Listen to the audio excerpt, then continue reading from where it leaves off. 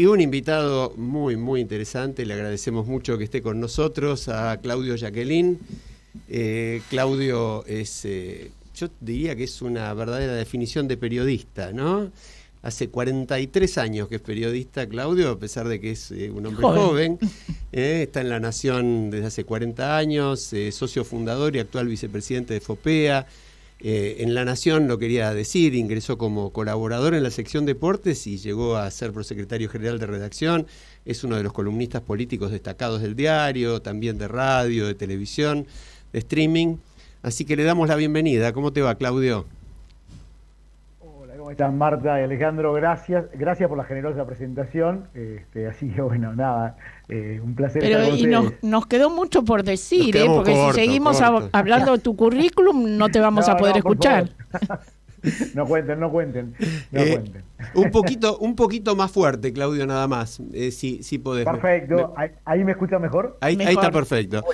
Escúchame, buenísimo. Yo quería empezar, mira, citando de lo que te presenta en La Nación, porque me encantó la frase.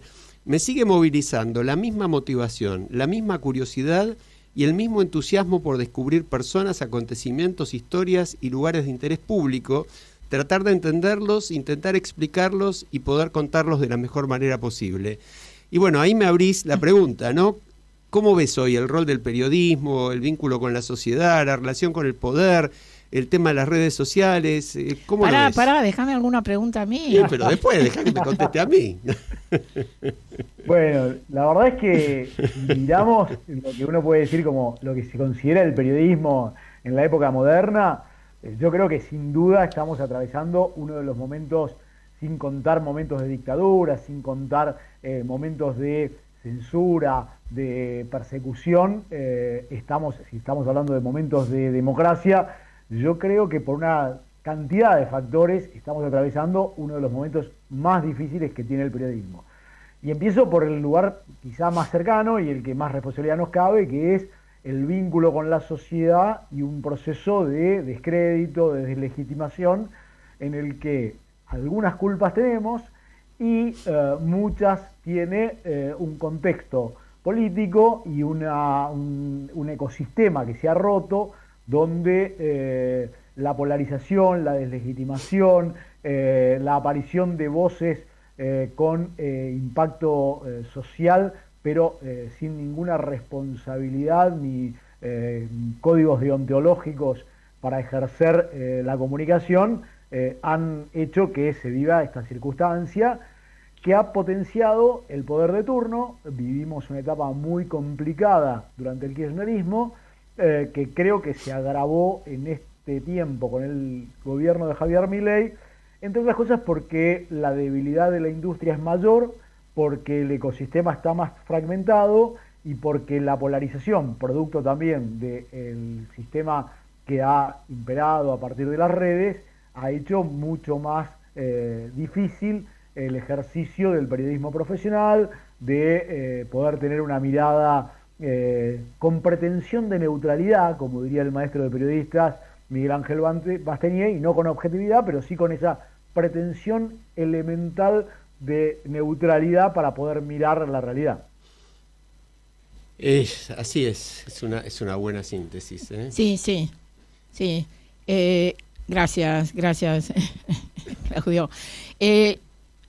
Yo te quiero remitir algo que vos dijiste hace poco, justamente después de terminar el Mundial, sobre la frase pretendidamente atemporal de Messi, ¿no? Sobre la necesidad de hacer felices a esos que no llegan a fin de mes, entre otros.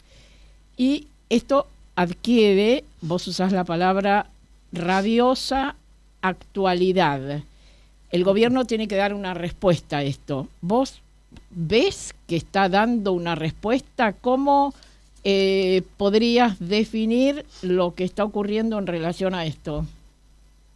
Bueno, yo creo que la respuesta que está dando el gobierno es por la negativa. Digo, cuando el gobierno habla de los idiotas que hablan de la industria, como hizo Luis Caputo ayer, cuando el gobierno habla a través del propio presidente de la responsabilidad individual de quienes se endeudaron por carecer de los mínimos rudimentos financieros, de cuando el gobierno considera que quienes se expresan en contra de algunas de sus ideas es porque son parte de una conspiración, o construye escenarios como el de decir en un país extranjero que el presidente ha sido objeto de 7 intentos de juicio político, o habla de conspiraciones mundiales, difícilmente le esté dando respuesta a esta situación y esta sensación de que el gobierno esté dando respuesta y que la ciudadanía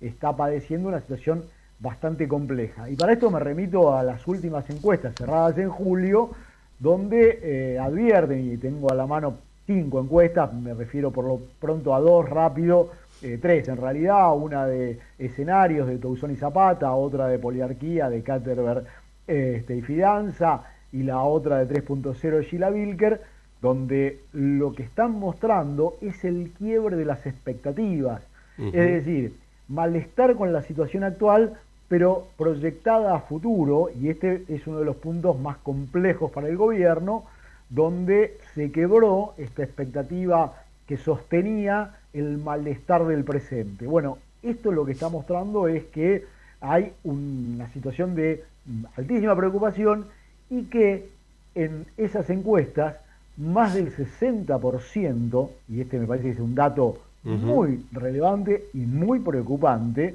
porque ya no es sobre la imagen de Milei o la imagen del gobierno, está diciendo que no está de acuerdo con el rumbo que lleva el país.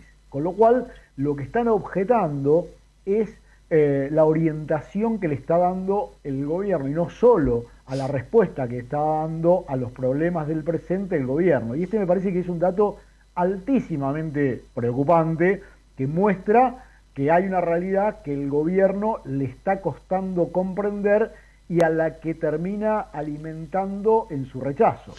Ahora, yo estoy totalmente de acuerdo, me parece muy buena tu síntesis, pero ahí viene la otra parte, ¿no? Que muchos piensan, yo lo pienso también, que una de las principales herramientas, argumentos que tiene el gobierno es la ausencia de una oposición creíble, porque el paralelo a eso, las encuestas tal como vos decís, incluso algunas hablan de 65% de gente que quiere un cambio, ¿no? Y quiere un cambio respecto de esto, es decir, no es que, bueno, quiero preservar el equilibrio fiscal, sí, eso está bien, pero el respecto, como dijiste bien, del rumbo, eso es muy preocupante. Ahora, en paralelo, también hay una tendencia igualmente mayoritaria que descarta apoyar propuestas de regreso al pasado, digamos, ¿no?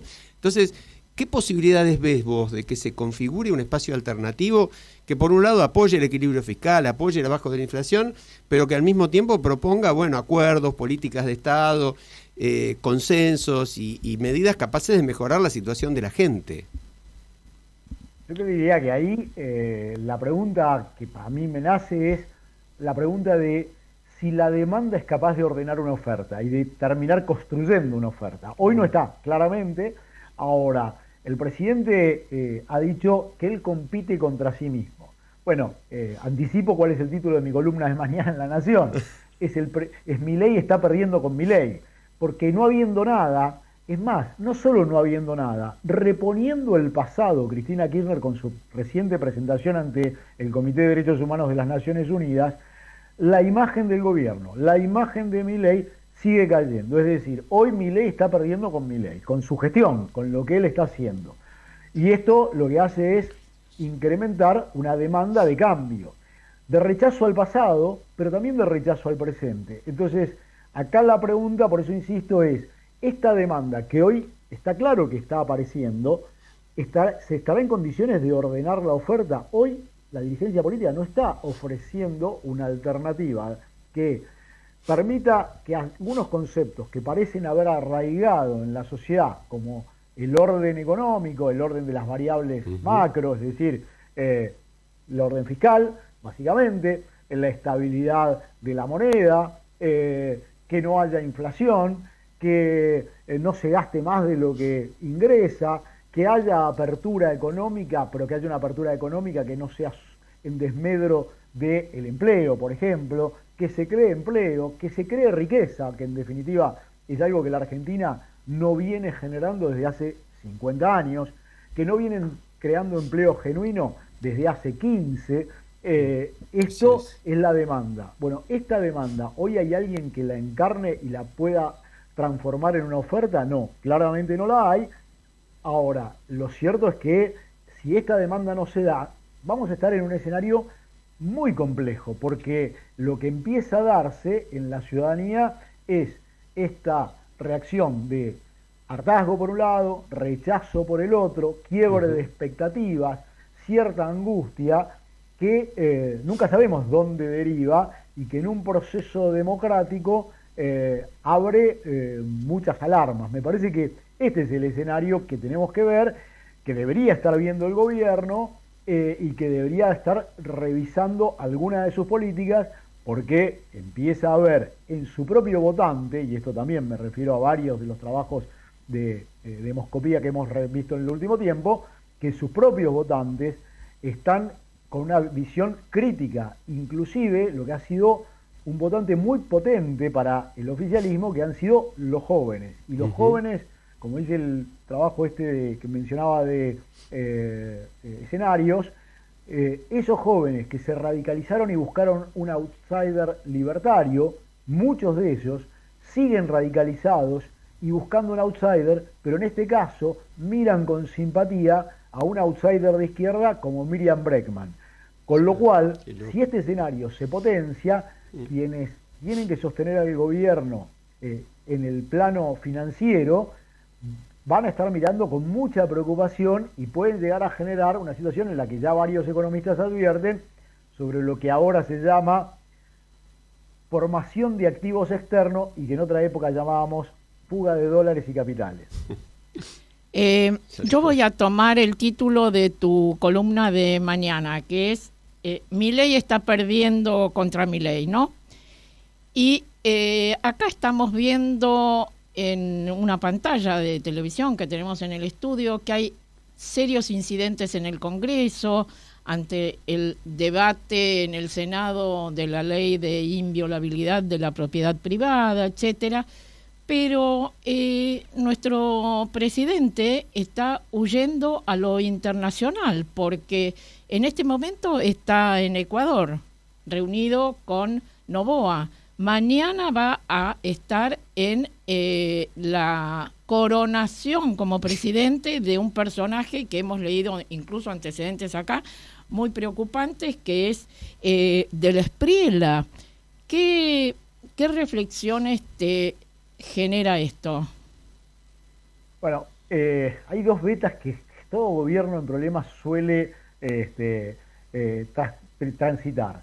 Una es la veta nacionalista, que al gobierno le intentó, pero le salió mal, porque hay lo que cualquier neurocientista llamaría disonancia cognitiva, porque entre la apertura, la propuesta de una ley de tierras, o la presencia de Cristalina Georgieva yendo a Vaca Muerta como gerenta de banco que va a ver la casa hipotecada, no concuerda mucho con explotar una veta nacionalista.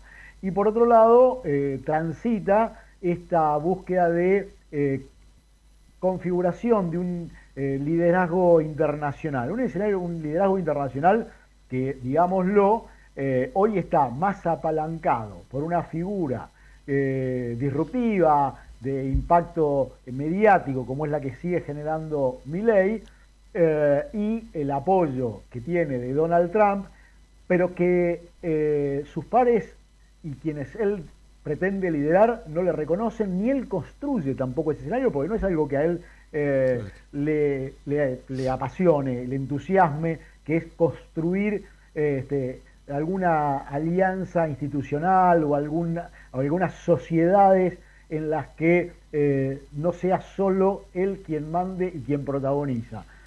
Por lo tanto, él oficia en buena medida como el embajador de los Estados Unidos de Trump en la región, y de alguna manera él lo explicitó con esta idea de avalar lo que se llama hoy la doctrina Monroe, y el interés de los Estados Unidos por convertirse en el hegemón de la región. Bueno, esto es algo que suele tener poco impacto, que suele confundir mucho a los presidentes. Los presidentes cuando viajan, me ha tocado cubrir varias giras de presidentes en el exterior, y los presidentes cuando viajan encuentran ahí una zona de confort fabulosa, porque quienes lo rodean y las agendas que se le arman son los que están cercanos, los que lo van a elogiar, a adular, y después cuando vuelven la realidad les suena mucho más irritante, y este suele ser un problema, que sienten que no son reconocidos, que son profetas renegados en su tierra. Bueno, me parece que este es uno de los problemas que suelen tener, pero es un refugio confortable que suelen encontrar todos los presidentes cuando atraviesan momentos de turbulencia. Claro, en ese marco podemos analizar los insultos de Milei a Lula, que acá lo dijimos la semana pasada, nos parecían absolutamente guionados, porque en realidad a Milei le debe importar poco Lula, le importa en realidad lo que piense Trump y lo que piensen todas las dictaduras de derecha de Latinoamérica, incluso algunas otras en el mundo. Y bueno, pero la gente se asombra por los insultos en este caso, cuando en realidad, reitero, y es mi convicción, está guionado. Sí, ahora yo agrego ahí, Claudio, porque me interesa mucho también tu opinión. Yo coincido en parte con Marta, viste que nosotros el programa es derecho y revés, así que necesariamente alguien tiene que estar del otro lado. Pero en paralelo, suena como poco, no quiero usar la palabra normal porque creo que no debería existir, ¿no? Pero suena raro que cuando estás hablando del vecino, del país vecino, un país hermano, limítrofe, con el cual tenés el mayor nivel de intercambio comercial, sin el cual estarías muy complicado económicamente, después de haber provocado el conflicto, se refuerce el conflicto desde un programa de televisión ya en la Argentina, y esto nos lleva a una situación que creo que no existió nunca en la historia, de retiro, digamos, de reducción de la representación diplomática encargado de negocios, que es una situación previa a una ruptura de relaciones diplomáticas. ¿Vos como analista ves que hay posibilidad de que esto escale o esto es circo y, como dice Marta, se va a quedar ahí? Yo creo que hasta que no transcurran las elecciones en Brasil no vamos a tener un cambio. Yo creo que de las dos partes hasta acá ya llegaron muy lejos. No quiere decir que no vuelva a haber otros agravios de parte de Milei, no quiere decir que de parte de algún funcionario del gobierno de Brasil tampoco haya, aunque sé y me consta que al ministro de Economía, que fue el primero que habló, rápidamente lo cuestionaron internamente, pero no creo que siga escalando. Yo creo que es parte de un juego que hay que entenderlo también en el contexto de las nuevas formas de hacer política, de lo que Giuliano da Empoli ha analizado con tanta precisión, esto de la construcción de la nueva política sobre la base de la ira más el algoritmo, ¿no? Como definición de la nueva política. Bueno, idea de escuchás, Alejandro, es un juego esto, es una nueva manera de hacer política. Coincido absolutamente, Claudio. Sí, el tema Creo es... que es esto y que hay que mirarlo ahí, ¿no? Porque, no quiere decir que no sea peligroso, ¿eh? Claro, claro. No le resto a esto la peligrosidad, sobre todo cuando sos parte de un juego geopolítico que se te escapa, que vos no manejás, que tiene incidencia sobre tu realidad cotidiana y que puede llegar a ser muy costoso. Argentina, el nivel de dependencia externa que tiene sigue siendo enorme, por más que hoy esté duplicando sus exportaciones, tenga balanza comercial positiva, por el endeudamiento que tiene, por las necesidades que tiene de financiamiento, con lo cual acabamos de ver que en medio de esta alianza crítica y mucho más que carnal con los Estados Unidos, fuimos a buscar la renovación del swap con China. Por lo tanto, estás manejándose siempre sobre un filo demasiado finito que corres el riesgo de caerte y que además estás atado a un gobierno como el de Donald Trump, que va a enfrentar una elección crucial en noviembre, en la primera semana de noviembre, y que cuyo destino puede tener mucho impacto sobre la Argentina. Sí, tal cual. Yo quería citar una frase, digamos una cita tuya. En tu perfil de Twitter la citás a Marguerite Yourcenar. Decís, nunca han tenido curiosidad de conocerse ni decencia de aceptarse, ¿no? ¿Por qué no nos hablas de esa frase tan interesante y cómo aplica a las grietas, a las descalificaciones, a la polarización, a todo esto de lo que estamos hablando? Bueno, primero, es una cita extraída de un libro para mí maravilloso, espectacular, que es Memorias de Adriano, que todos deberíamos leer y releer muchas veces, porque es una anatomía del poder y de la humanidad, eso en primer lugar. Esa cita la puse ya hace muchos años, cuando la grieta ya se había apoderado de la Argentina, y para mí dice casi todo, digo, porque la curiosidad por conocer al otro y la decencia de aceptarlo es el mínimo de una convivencia civilizada. Por lo tanto, cuando eso desaparece, entramos en una situación de conflicto constante y riesgo de, yo creo que, y por ahí suena exagerado lo que digo, pero riesgo de desintegración nacional y social. Digo, cuando vivimos alimentando ese tipo de discrepancias y negando al otro y no teniendo ni la mínima curiosidad por saber por qué piensa lo que piensa y por qué hace lo que hace, y solo nos genera la descalificación, lo que estamos es negando al otro, y cuando negamos al otro, lo que termina ocurriendo es que la negación implica el primer paso para la desaparición, para la deshumanización, para la cosificación. Y yo creo que este es un poco el tiempo que vivimos y en el que la política alimenta, desgraciadamente ya de hace muchos años, pero que lo que significan las redes, los sesgos, las cámaras de eco, las burbujas de sentido, solo terminan propiciando y generando una situación muy compleja para poder construir un país socialmente integrado.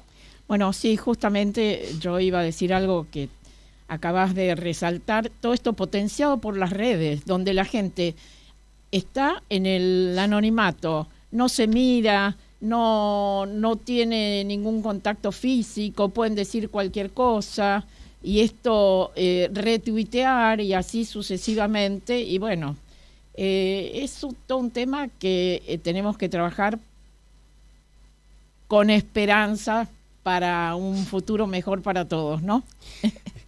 Vos sabés que nosotros venimos planteando hace algunos programas una idea con respecto al tema de las redes, y te la consulto a ver cómo lo pensás. Quizás si pudiéramos abordar el tema, es decir, resolver el tema del anonimato, ¿no? Es decir, que no exista más el anonimato, que las redes sean responsables y podamos identificar a cada uno de los que está allí. Y en paralelo se pudiera plantear la responsabilidad de esas personas por el daño que generan, ¿no? Es decir, yo lo asociaba inclusive en charlas en el programa, en charlas también fuera del ámbito del programa, por ejemplo, con estas campañas donde chicos, muy chicos, usan fotos de compañeras para hacer imágenes pornográficas y qué sé yo, y producen un daño tremendo, diciendo qué pasaría si los padres de esos chicos tienen que asumir la responsabilidad y pagar una suma importante de daños y perjuicios por el perjuicio que causan. ¿A vos te parece que esa vía de suprimir el anonimato y hacer responsables a cada uno por lo que dicen puede ser un camino? A ver, yo no tengo duda que el anonimato es el gran causante de esta dinámica perversa, hostil, violenta, que genera este tipo de cosas. Me cuesta mucho pensar en que sea posible, y además debo decirte algo, Alejandro y Marta, es una batalla que vengo perdiendo hace 20 años, porque esa batalla la empecé a dar adentro de La Nación cuando se habilitó la apertura a comentarios de personas innominadas, anónimas o por seudónimo. Batalla que vengo perdiendo hace 20 años y que fue el prolegómeno de lo que vemos en lo que después fueron las redes, que todavía no existían. Por lo tanto, la verdad, sí, permítanme ser tremendamente pesimista. Bueno, creo que quiero sin duda una vez más coincidir contigo. Es absolutamente deseable que ocurra, pero es prácticamente imposible, y comparto tu frustración y tu desconsuelo en relación a esto, pero bueno, hay que buscar otros caminos. No, y hay que dar la batalla, por eso démosla igual, no las des por perdida por los 20 años, no es tanto, 20 años no es nada, dice el tango.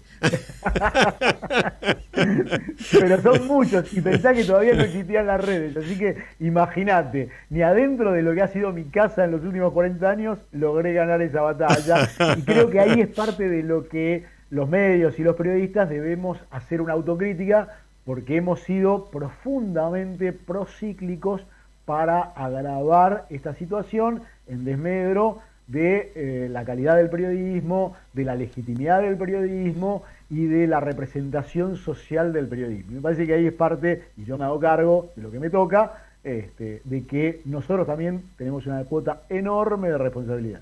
Ahora, Claudio, y te agradecemos mucho, Claudio Jacqueline, tu participación en Al Derecho y al Revés. Queremos destacar que periodistas como vos, y no lo decimos porque estás vos, lo decimos siempre, y como muchos otros periodistas, podemos nombrar a Hugo Alconadamón, podemos nombrar a Carlos Pañi, podemos nombrar a Jorge Fernández Díaz, a muchos más. A Diego Cabo. A Diego Cabo. A Fidanza, nuestro amigo Eduardo tal cual, Fidanza. Y bueno, y muchos más. Mantienen viva no solamente esa llama que resumimos en las palabras tuyas de presentación, sino un compromiso verdadero, ¿no? Con darle a la gente datos para que opine y opiniones para que analice y considere. Te agradecemos muchísimo. Gracias, Claudio. No, al contrario, les agradezco un montón a ustedes.